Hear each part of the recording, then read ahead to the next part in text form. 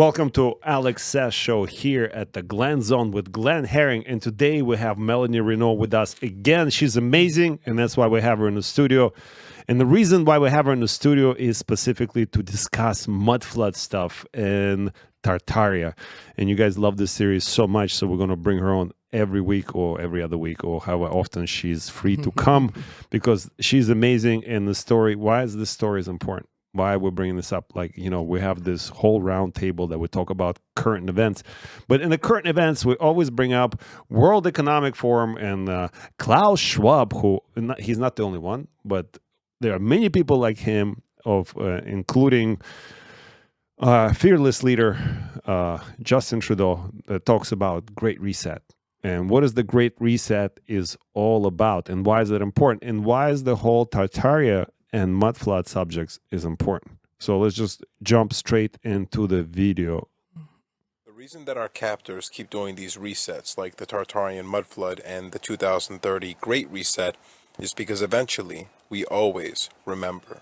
Fortunately for us, our book of life, or DNA, has all the old chapters still written in it, and they don't know how to get those chapters out. What they do instead is genetically modify us so we turn into different beings. We used to be much different than we are today.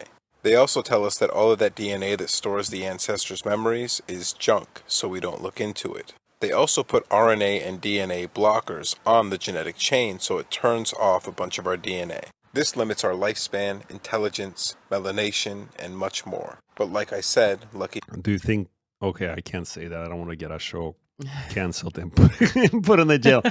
But you know what I'm thinking, right? Do you think it was done for that purpose? Like this thing that we went through for the past 2-3 years that, you know, everybody was subjected to this experiment to do that? You're talking about spike mania. Whatever. Let's continue watching this. And for us, we always end up remembering because all that DNA is still there.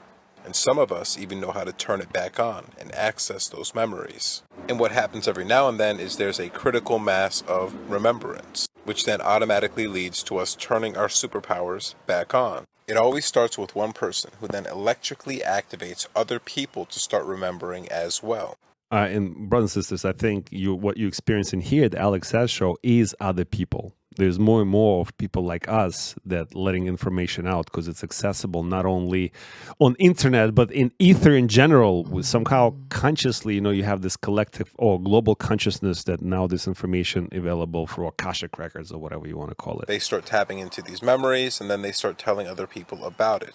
Meanwhile, that morphogenetic field is being activated to turn all of us back on so we can wake up. Their only answer to this is to wipe out civilization, burn all the books in the library, rewrite history, and throw anyone that disagrees into an insane asylum. This is what happened during the Tartarian mud floods.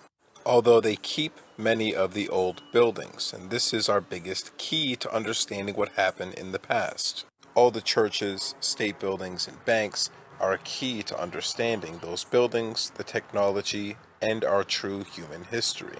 Who knows how many times they've reset things since Atlantis? What we have to do is get ahead of their reset and stop them before they hit the button.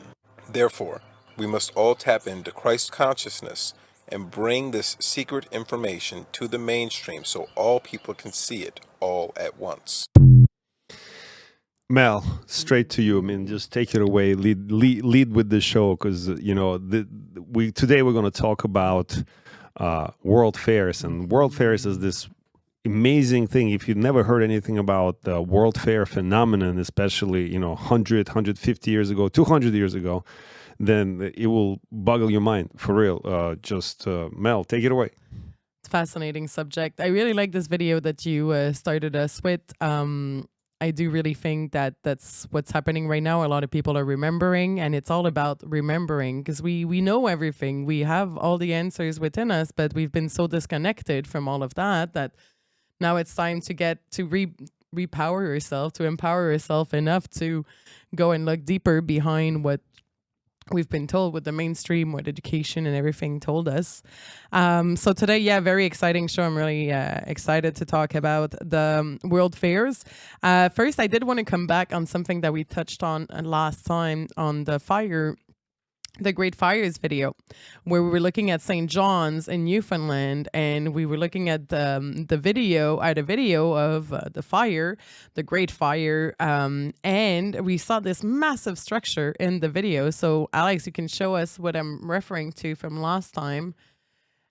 And so here we see it in the back here at the top, on top right, and we're very curious to see what is this big building doing in St. John's in it's Newfoundland, humongous. It's right? towering over all. It's on top. First of all, it's on top of the hill, similar to St. Joseph Oratory. Yes, exactly. It's overtaking the landscape, right? It's massive. Towering over everything, including the mountains. Yeah, it's huge, huge, huge. So this building is the St. John's Basilica. Was built, they say, between 1839 and 1850, opened in 1855. So it all up would have taken them about 15, 16 years. I'm happy already it's not a 2-year building, so already there's a bit more length to the construction here. But there was a fire in St. John's in 1846, which slowed down everything. But what fascinates me is there's a few different things that I think very interesting about this church, and that makes no sense to me. First of all, when this was finished, it was the biggest church in the whole of North America. And to this day, it's still the second biggest one after the Oratoire Saint-Joseph that we have here in Montreal, which for sure we'll talk about eventually. The building obviously survived the Great Fire of 1892, but look how huge it is. It is massive, massive, massive. Even in the modern landscape, look. Yeah, exactly. Even in the modern landscape, it still looks like the biggest thing around. And to put things in, perspective, back in 1836, when they started building this church, or a few years after, the population of the whole province of Newfoundland was 75,000 people. And then by the time this was finished, it was about 125,000 people. So why do you need such a massive, massive church? Another thing that's very interesting to me is the material. So they brought the limestone all the way from Ireland, from Galway, as you do, and the granite from Dublin. And then they also got 400,000 bricks from Hamburg. So all the materials came from Europe. And they built this church right there in Newfoundland, which if you look at a map where St. John's is, it's not a really big place. So it just seems really weird to me. This is the interior. So it looks like a stunning building. I really want to go to St. John's, Newfoundland now. I find I'd be very curious to go check out the city a bit more. It's a lot more beautiful inside than outside, actually. I don't think outside gives it a justice for what it looks like inside. The inside is pretty impressive. That ceiling looks really beautiful. Another thing that's interesting about this basilica that's different than other churches is the axis that it's built on. So it's built with linked to the winter solstice and the summer solstice. So it's lined up the same axis as the Chartres Cathedral in France, and so that you have a perfect. It's perfectly aligned with the rising sun at the winter solstice and the setting sun at the summer solstice, which I find that a bit weird that they would line up the church so much like this for the Catholic religion. It's more like a bit of a pagan background if you wish to have something that's facing the solstice, So that's also something that I found very curious about this construction, and which makes me question the history of it.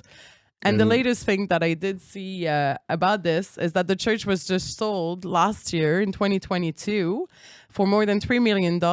And that money is going to be used to pay for the survivors of church abuse at the former Mount Cashel orphanage in the 40s and 60s.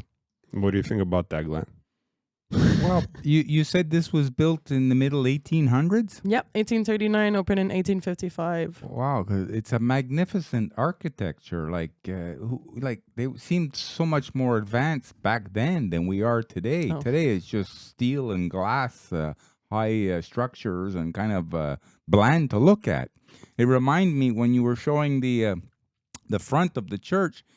It reminded me just yesterday when I was on my Harley driving around, and I saw one just locally in Verdun. It was a huge church, and you don't realize it until like shows like this. And then it dawns upon you, Well, who would make such a magnificent structure like that? How much time could it take to make something like that? Even with today's technology and manpower and heavy machinery, they would have a hard time to duplicate that.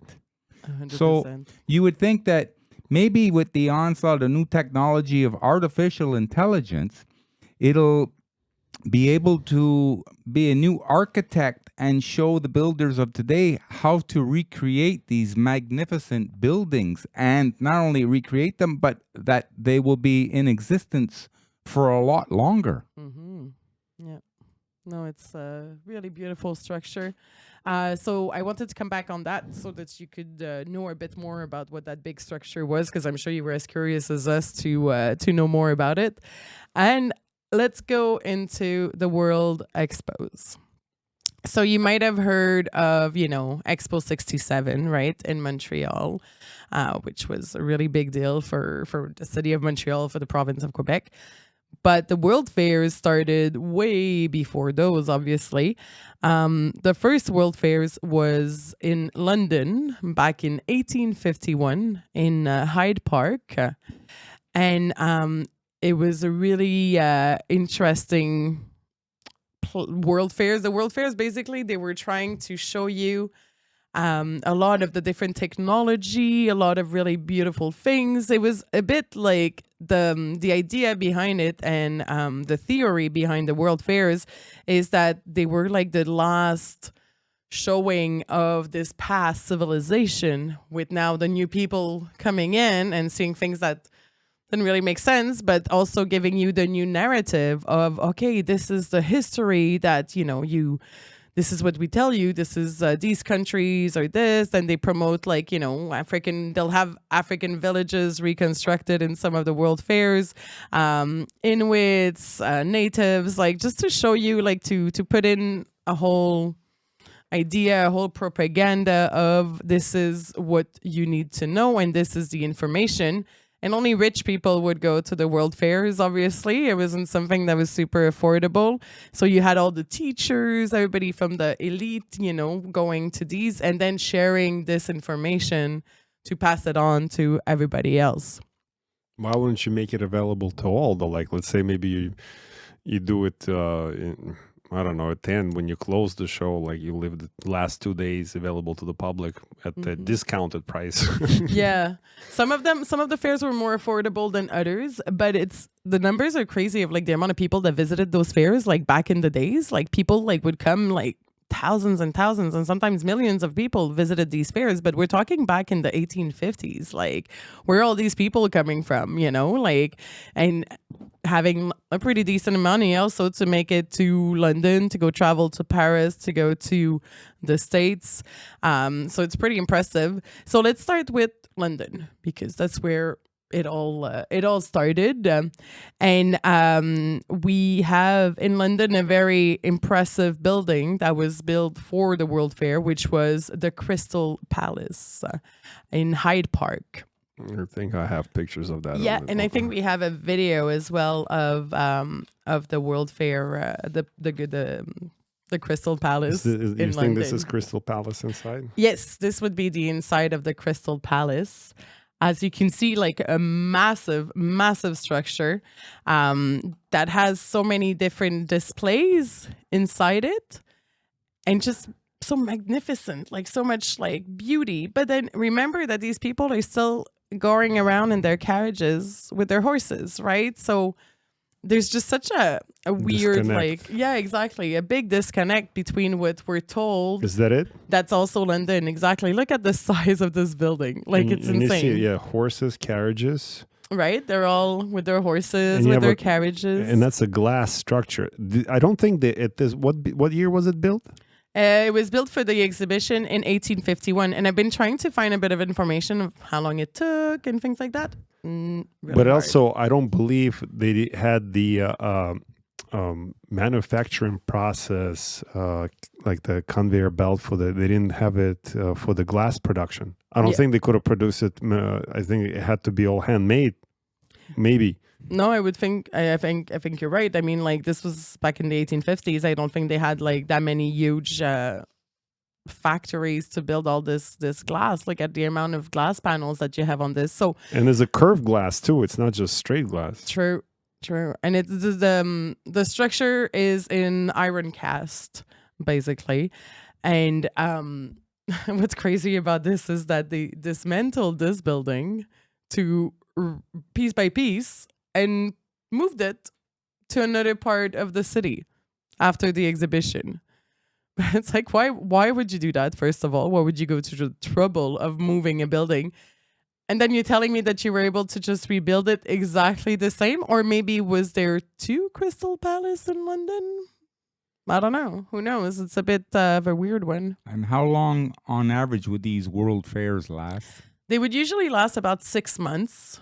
Some of them... They would build a magnificent structure like that for something for 6 months. Yeah, and we'll see some other buildings that it just makes no sense. Like, why would you build like a temporary... Because that's the motto that you see coming back through the world fairs, is that they were all temporary buildings with all usually one building that would be a permanent one.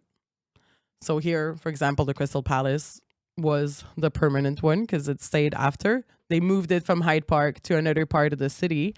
And then what happened? A fire. Of course, we love fires, don't we? There we go. Let's watch this little video, which talks to us about the Great Fire that destroys the Crystal Palace in London. Do you want sound? We can put the sound. The gentleman is pretty interesting.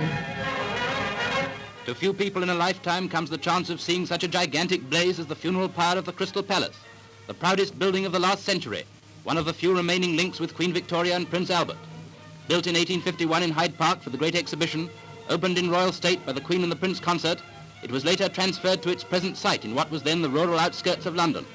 In 1913 it became the property of the nation, was used as a naval training... Well, it's a glass and steel building. Was burning. Yeah, right. That's the inside, right? School during the war and reopened to the public by their Majesties King George and Queen Mary 16 years ago. It was once spoken of by Hold on. So it survived the war. Yeah. All glass and it survived the war. No worries. Thackeray as a blazing arch of lucid glass. And that description was never truer than tonight. And this is the interesting tower too. And we'll see another image after. The fire started at the Sydenham end. Within 5 minutes it was blazing. The palace firemen did what they could, but it was obviously hopeless. And all the might Did not of even London's try. fire Like what he, I love this. he's not even trying. This is the one guy. It's beautiful. It's like Rambo marking his territory. do little more than delay the inevitable destruction. Everything is against them. Across the high ground the wind blows freshly from the northwest, driving the flames before it. Firemen work unceasingly. Miles of hose are unreeled. Water towers go up. High-pressure pumps roar. But all in vain. The palace is doomed. As the great glow lights the evening sky, every available means of transport brings the watchers in their tens of thousands. And is it worth it? Flames roaring up 150 feet. Such heat that people in neighboring houses are unable to look out of their windows. Masses of molten glass pouring down continuously.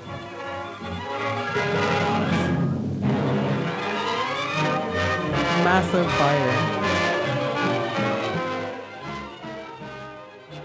So this is how it all finished for the London Crystal Palace. Is this like that's the modern day book burning? Is that how they were hiding, or is it just somebody like clearing real estate for the brand new mall? You know what was it? Probably a mix of both, I would think.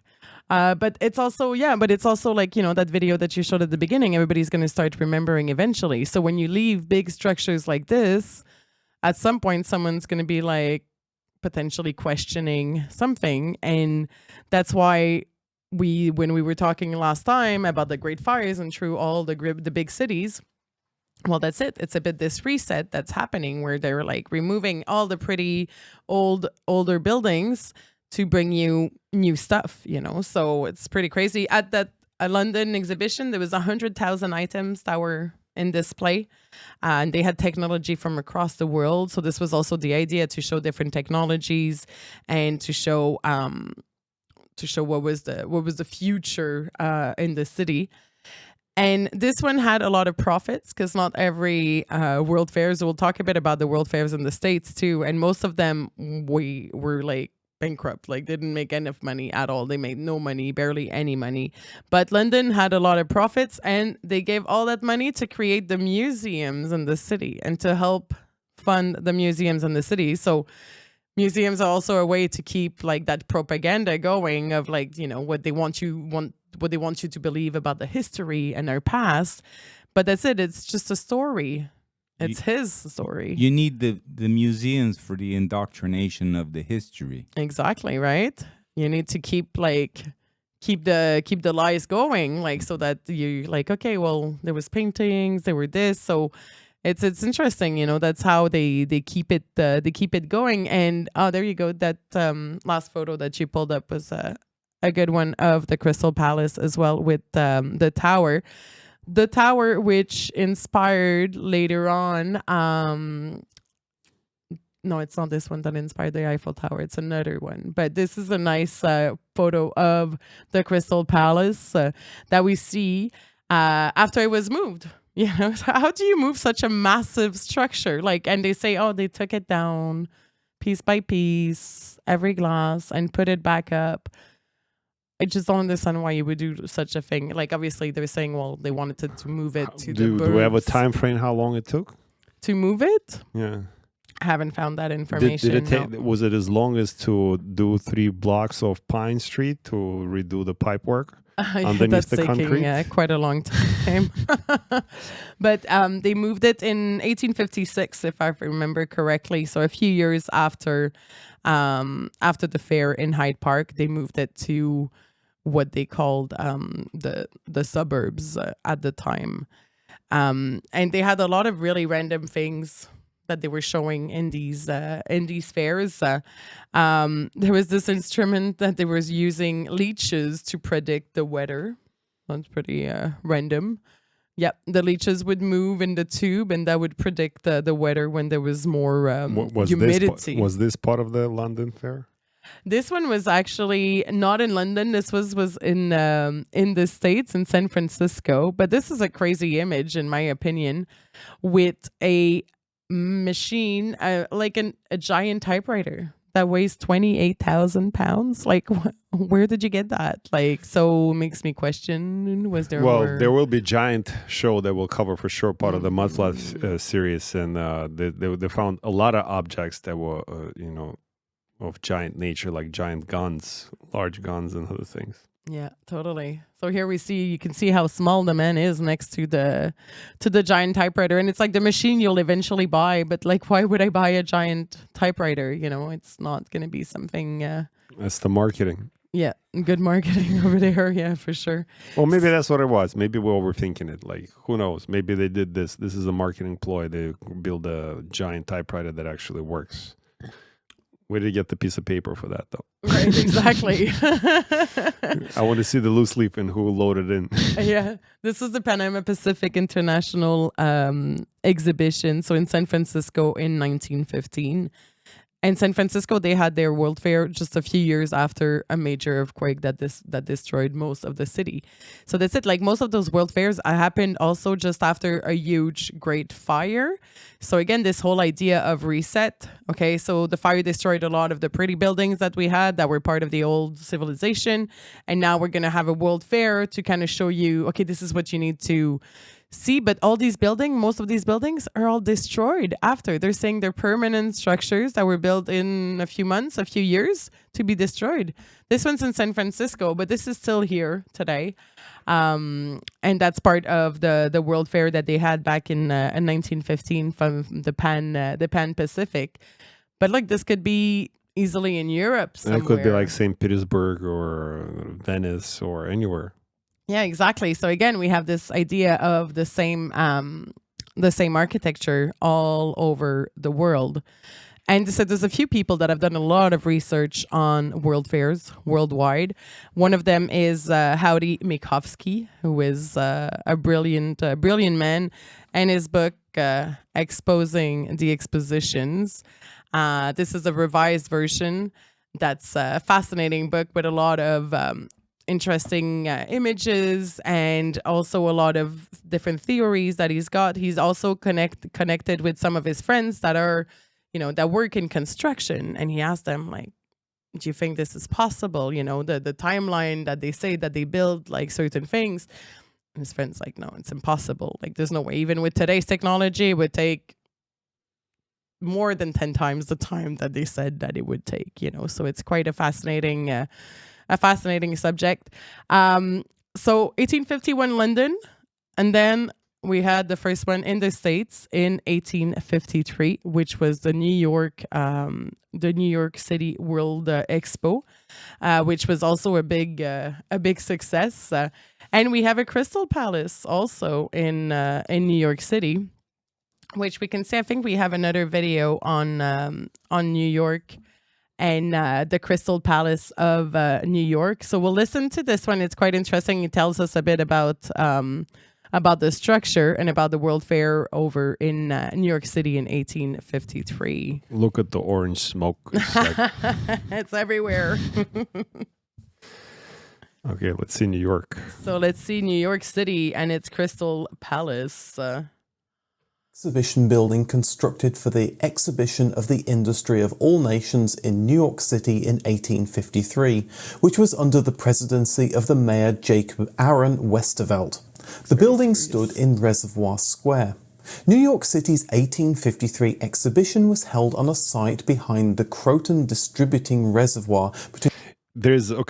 I want to mention that there's always, we're going to do some kind of coverage on this for sure. This is one of our research that we're going to do on the reservoirs, because that's another thing that goes along with water reservoirs throughout the whole world. You know, just like the star-shaped forts, and the water reservoirs that are built of similar structure that raised above ground like this. They are throughout. There's a theory that there's a connection between that and repopulation of some sort. So those could be incubation centers as well, like massive incubation centers. So like population, after each reset, population had to be restarted. So they're thinking that's what those structures serve the purpose, and then somehow they repurpose them into the water reservoirs. But that's a whole different show. Sorry. No, sorry okay, to digress. But this Croton reservoir, there's a Croton aqueduct also that brings the water to New York City.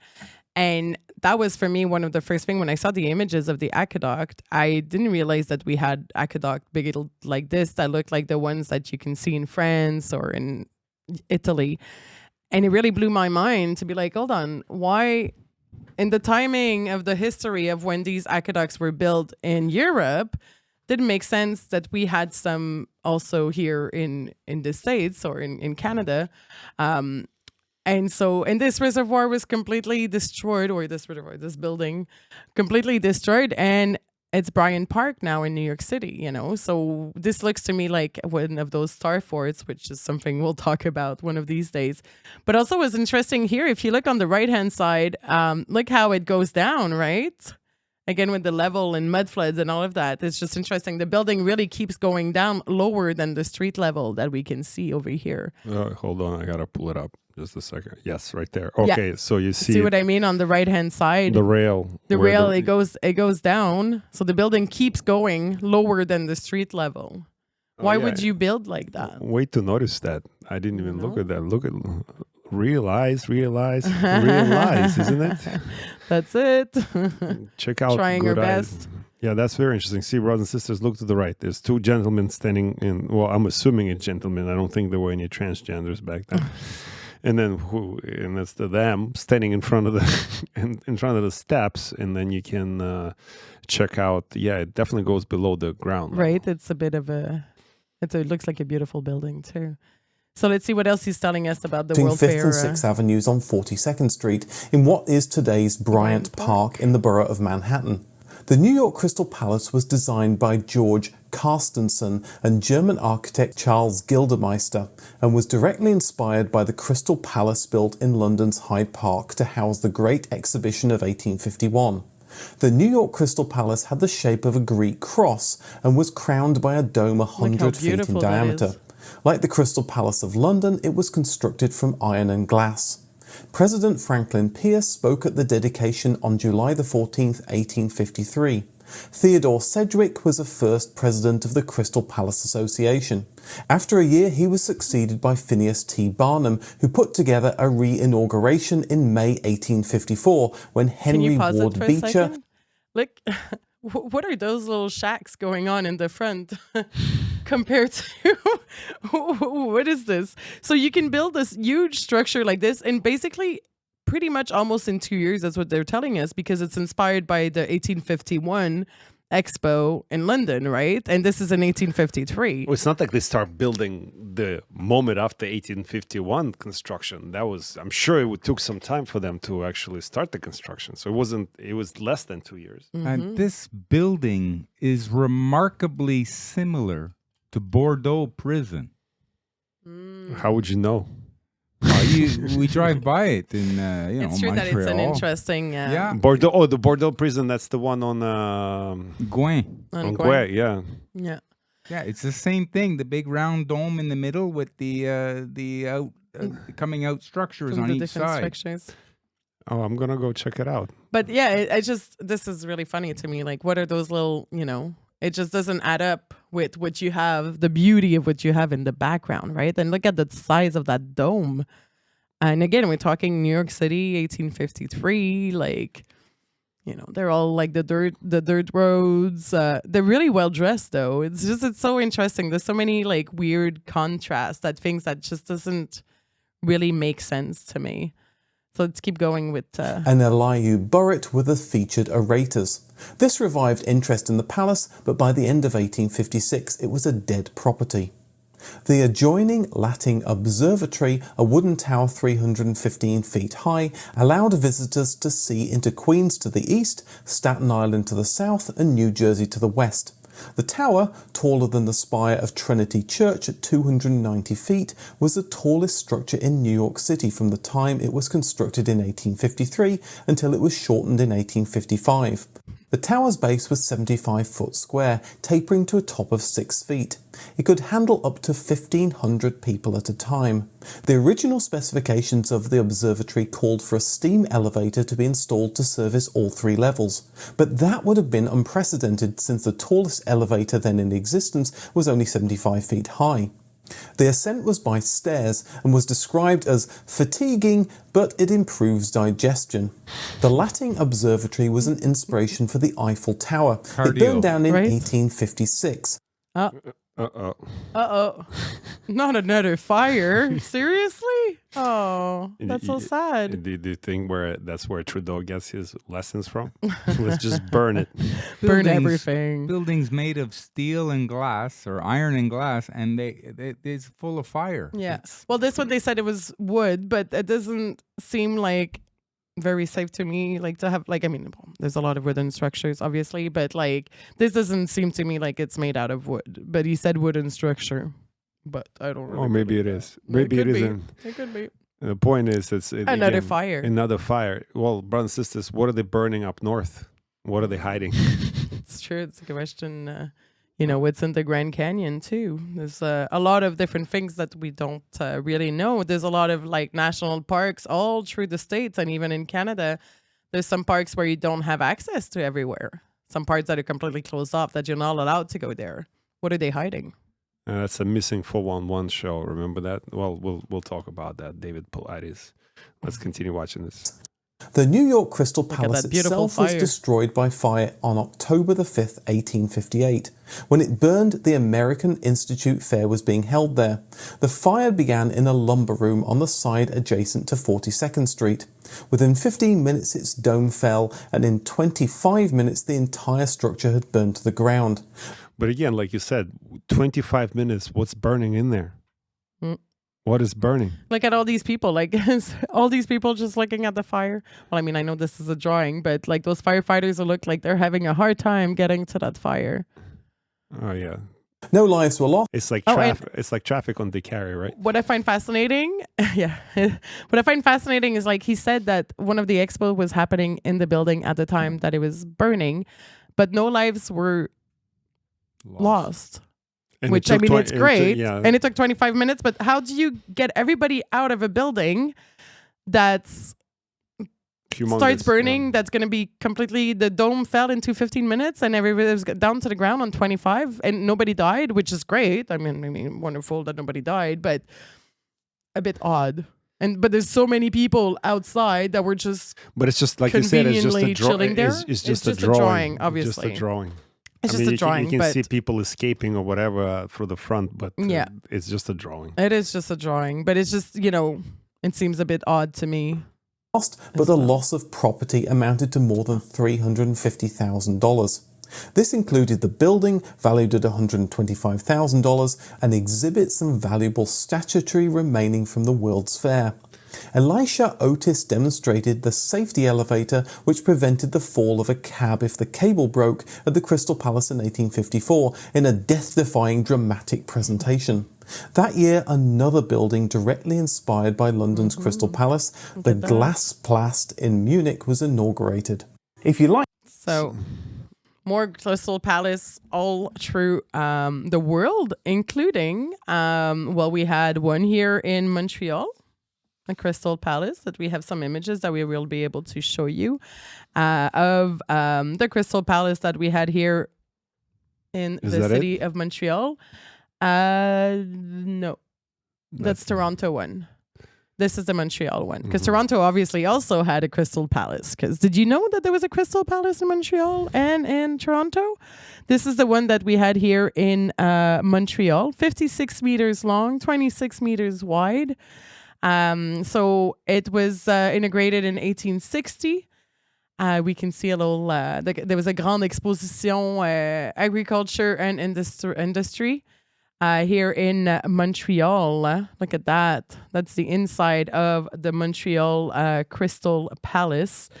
What I find very interesting about all these Crystal Palace, it's really hard to get more info about how long it took for them to be built and things like that.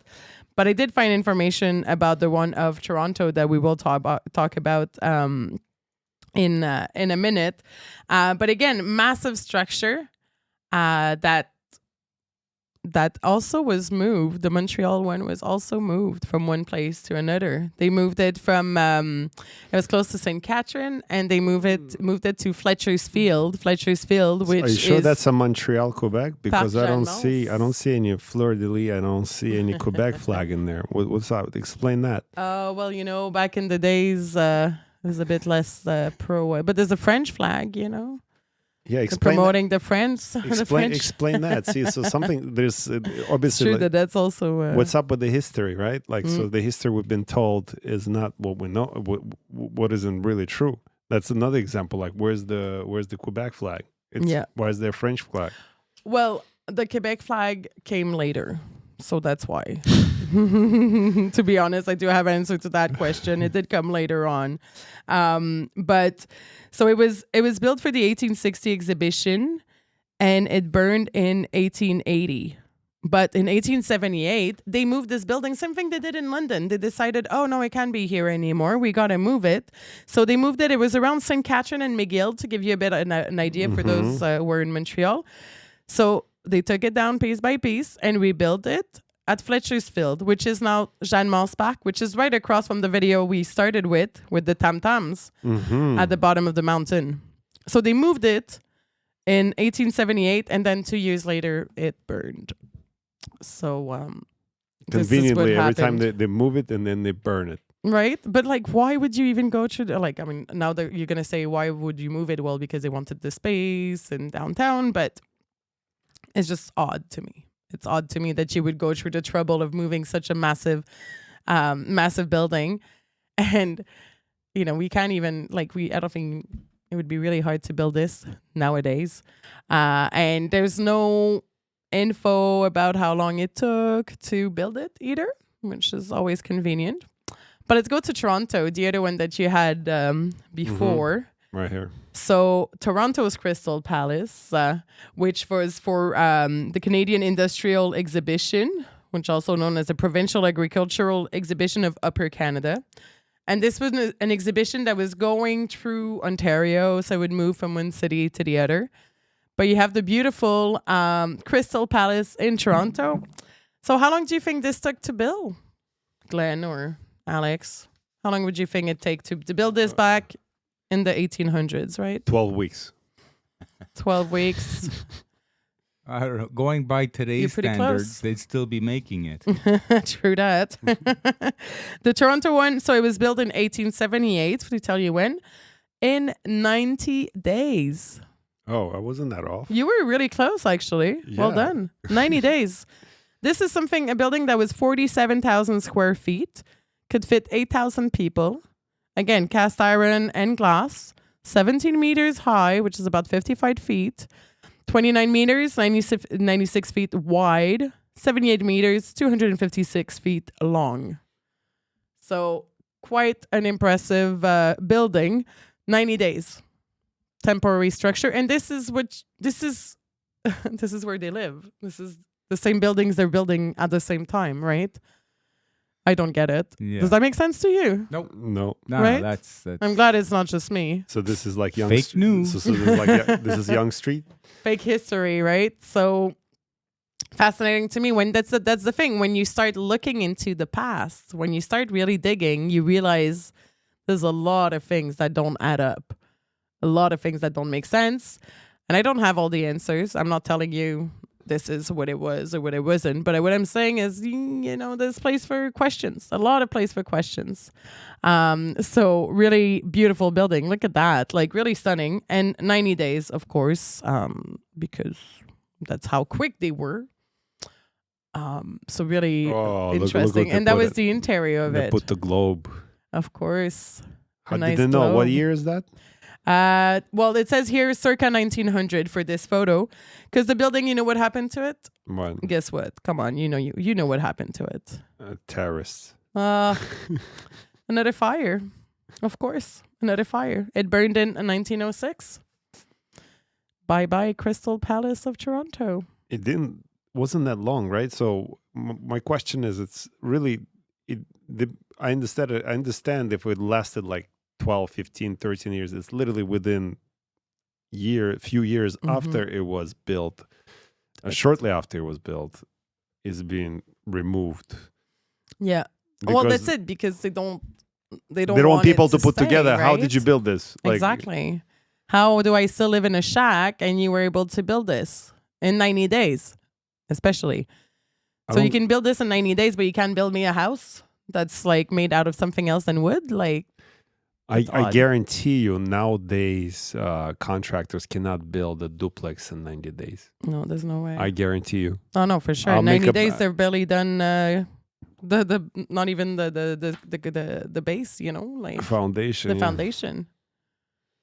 It's everything would take so much more time today, and we have way better equipment than these guys had. But again, where back did they in get the that days. much glass that fast too? Right? Exactly. So that's another question. And the glass, like it's fascinating, here, like for certain buildings here in Canada, but there's some great work being done also in Australia, looking into the whole Tartaria, and there it makes even less sense of the amount of glass that they would have.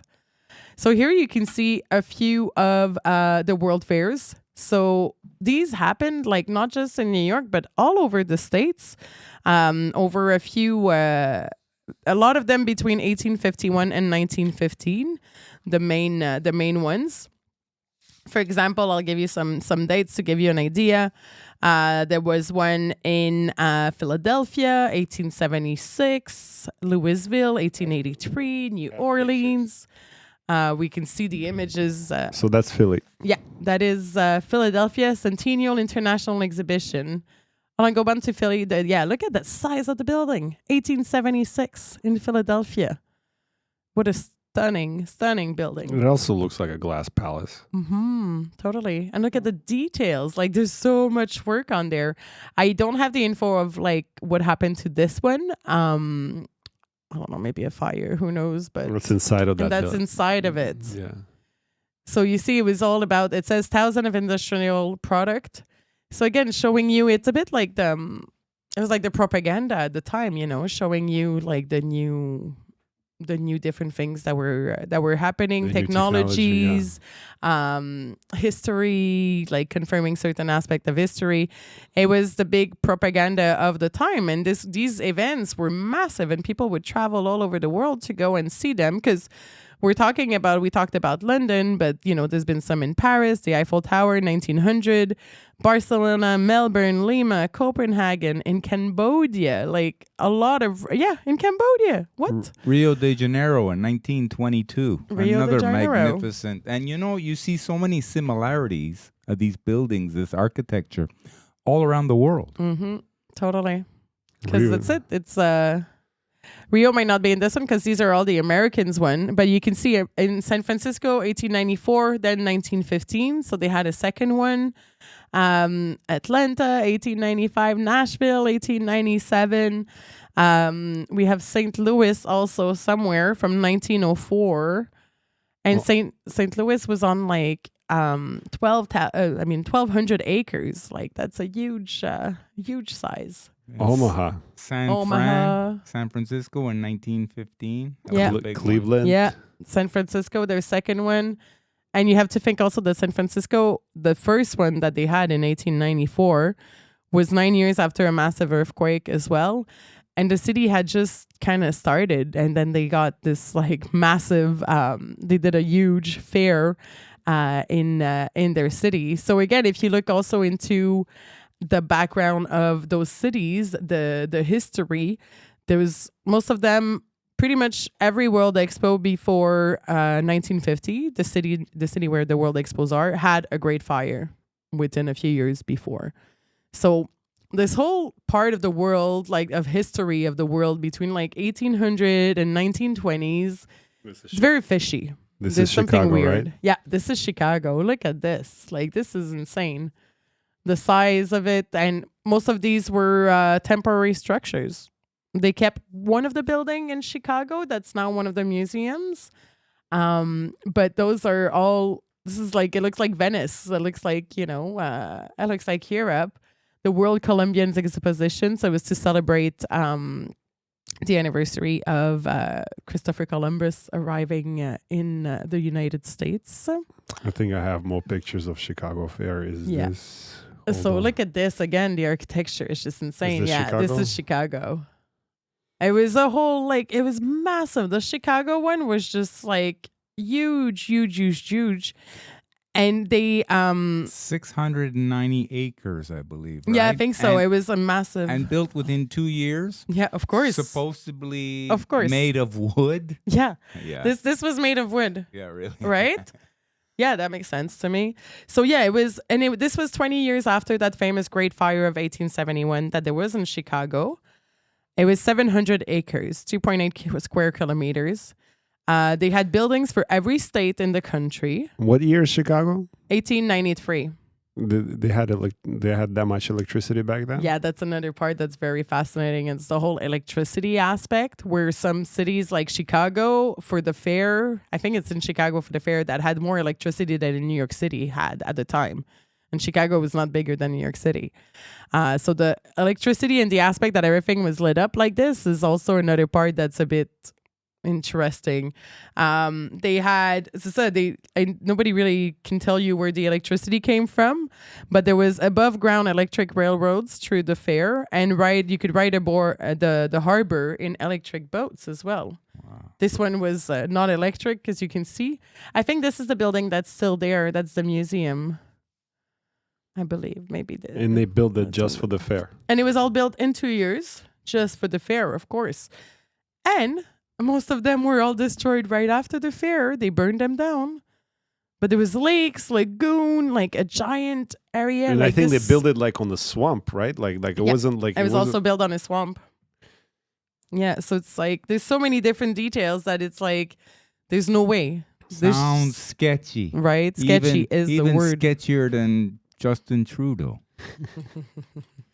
He's not that sketchy. Oh, he's sketchy. But there's a lot of things that just don't add up with those world fairs. And the more you look into them, the more fascinating it is. Like it's really mind-blowing. And I have another book that I've been using to do my research, which is Fair America, it's the Smithsonian that wrote this book. So I don't I don't necessarily trust it as much as Howdy, let's say, just because the Smithsonian museums through the States have been really good at hiding a lot of information. And we'll talk back about that when we cover the giants. Because here's the book in questions with the World Fairs in the United States. But it's really interesting to find out. There's a lot of info about the different fairs and what happened at those fairs and what was going on at the time. But it's more written in a different way without questioning so much the narrative. But the thing that are written, it just makes no sense. You're like, but how could this make sense at the time when it was built and everything? So it's very fascinating subject to me. It's a subject that I've been looking into for a few years, and there's so much more because you can look into each single fair and see how much things don't make sense. That, you know, it was built in 2 years and so quickly. And so the way I see it is that those world fairs were basically existing to give you the new information basically after the reset, and to tell you, okay, this is what we're doing now, and this is the story that you're supposed to believe from now on. And then that information was spread. Like, so it was like the pre-programming that we have now with televisions and movies. Well, back then it was the World Fairs that was doing that job, you know? And it was an equivalent of something like that. And there were such big events, worldwide events, that everybody would talk about it. And it's also a way to get everybody kind of on the same page and going from there. We have these images are just so mind-blowing. This is in Paris. Paris had an exhibition in the 1900s, and most of all these buildings are gone except the Eiffel Tower, pretty much. So it's interesting also that the Eiffel Tower was inspired by the New York City Expo. Looks like Venice. Yeah, but I think that's Chicago. That's Chicago, Yeah, But Chicago. so This is Paris.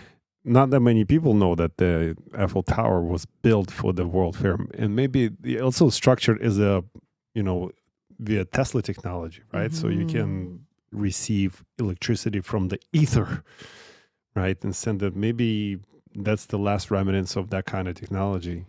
Yeah, for sure. There's definitely something linked to that. The free energy. But and yeah, how look it at was, just to look at the scope of this structure. Look how massive it is. It's enormous. Yeah. And all the pretty building along the Seine River. There's a few of them that are still there, but most of them are completely gone. But look at the structure, 1900s, like, and I don't know exactly how long they say that they build these, but definitely not in the amount of time that it would really take to build. So how's it tied into the World Fair that we had here, like in Montreal? The World Expo, the most recent one. Yeah, so the most recent one we had here in Montreal was in 1967 with the World Expo. So the World Expos are still going on. Now they're called expos instead of exhibitions or fairs that we did call them more back in the days.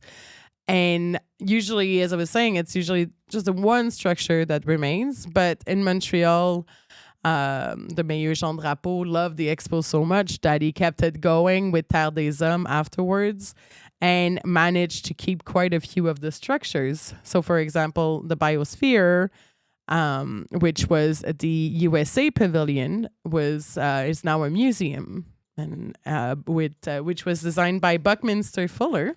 Yeah, he was the architect, and he was also a 33-degree Mason. And Buckminster Fuller is also known for a lot of books on philosophy and a positive way of life. He's very, very popular. A lot of people read his books. I read a couple of the books too. Very motivating. Yeah, very interesting man. And the structures that he would build were like geodesic,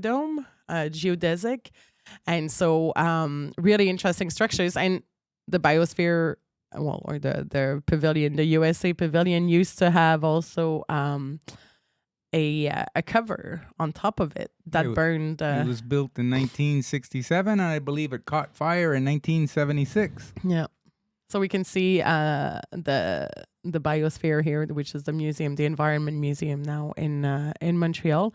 Other structures that stayed from the Expo 67 were the Pavilion of France and of Quebec, which is now the Casino of Montreal. So that's also another structure that remain, and Habitat 67, which was technically supposed to be the only permanent structure, which are apartments designed by Moshe Safdie that are quite interesting. So world fairs are still happening to this day. I don't think they're I don't know how they're using them now. I think it's still to show you different technology and new advanced technology, new things that they want you to look into. But it's interesting with those, world events like this, like where you can get everybody's attention and everybody's kind of looking at the same thing, and it shows us how we can be kind of easily manipulated into believing something else. Like the way that the expos were, you were really like visiting, for example, an African village, so you really felt like you were there, and back then there was no TV, there was no like movies, or maybe a few movies that started, but like it was just a whole different world, so it's fascinating to see how well. Well, you make sense. It's a marketplace, right? It's a marketplace of ideas, and it's a historical, in terms of historical evidence of what's happening in the world in general. Like you said, there's no internet, there's no, well, maybe books and magazines and stuff like this, but this is where you can bring large people and you can actually steer them in thinking and believing a certain way. Like now, people go to CBC channel or CNN channel or Fox News channel or whatever, and this is what you got to think. This is what's happening in Ukraine. This is what's happening in North Korea. Distraction. Distraction. So that was the medium. Like, okay, so reset does happen, right? So reset happens tomorrow. One of the things we'll go is probably communication system first. They'll call it some kind of EMP event, and all the communications are gone right away, because you need to divide us, because if we stay united, that's what's going to work against them, whoever they are. Okay, I will venture to guess, who are they? Like, who are the powers to be? Who are the captors? Oh, it's a good question. Who's resetting? I don't know, to be honest. I don't want globalists. Yeah, but who are the globalists, Glenn? Like, who are the globalists? The elite. But what is the elite? You had also the royal families. Maybe the Roman Catholic Church was involved in that, and Jesuits, which was the military arm of the Royal Roman Catholic Church. But aren't they, like you said, maybe they're just foot soldiers, all those things that you're listing, including the royal family themselves, What if it's just that? Like, yeah, the Rothschilds, the Rockefellers, the Vandenbergs, it's the big group. Well, I think all these people that you're talking about basically, like, either created the reset potentially, or like knew about what was coming, and they took advantage of it, like afterwards. Like they started, like, a whole bunch of companies that we know are only started like from the early 1900s and like things United like that. Nations, right? The old failed League of Nations, the World Council on Foreign Relations,